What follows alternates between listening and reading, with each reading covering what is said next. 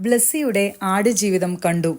AR റഹ്മാന്റെ സംഗീതവും പൃഥ്വിരാജിന്റെ അഭിനയ മികവും 16 വർഷം ഈ സിനിമയ്ക്ക് വേണ്ടി ആത്മസമർപ്പണം ചെയ്ത ബ്ലസ്സി എന്ന സംവിധായകന്റെ കഴിവും ചേർന്നപ്പോൾ ആടുജീവിതം എന്ന സിനിമ വൈകാരികത നിറഞ്ഞ ഒരു യാത്രയായി മാറി.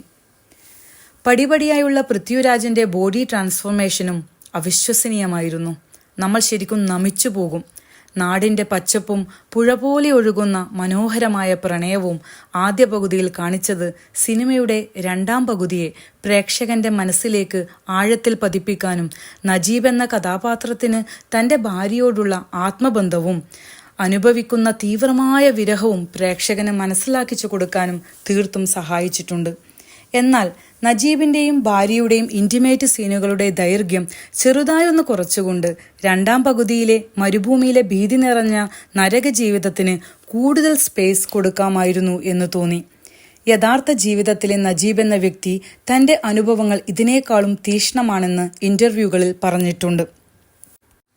അതുകൊണ്ട് തന്നെ യഥാർത്ഥ ജീവിതത്തിലെ നജീബ് എന്ന പാവപ്പെട്ട ആ മനുഷ്യന്റെ അനുഭവങ്ങളോട് സിനിമ പൂർണ്ണമായും നീതി പുലർത്തിയോ എന്ന ചോദ്യം ഉയർന്നേക്കാം.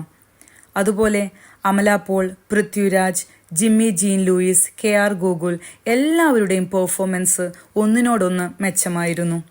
മനുഷ്യത്വരഹിതമായ അറബികളുടെ പെരുമാറ്റം, ഹക്കീമിന്റെ മരണം, രക്ഷകനായി എത്തിയ ഖാദിരിയുടെ അവിചാരിതമായിട്ടുള്ള അപ്രത്യക്ഷമാകൽ എല്ലാം പ്രേക്ഷകരുടെ മനസ്സിൽ ഒരു നോവായി അവശേഷിക്കുന്നുണ്ട്. മരുഭൂമിയിലെ ഭയാനകമായ ഭീതി നിറഞ്ഞ വരണ്ട ജീവിതവും നാട്ടിലെ പച്ചപ്പ് നിറഞ്ഞ ജീവിതവും ഇടകലർത്തിയുള്ള ഷോട്ടുകൾ കാണിക്കാൻ മണൽത്തരികളും വെള്ളവും സിംബോളിക്കലായി യൂസ് ചെയ്തിട്ടുണ്ട്. ഒട്ടകത്തിന്റെ കണ്ണിലെ ഷോട്ടും അതിമനോഹരമായിരുന്നു.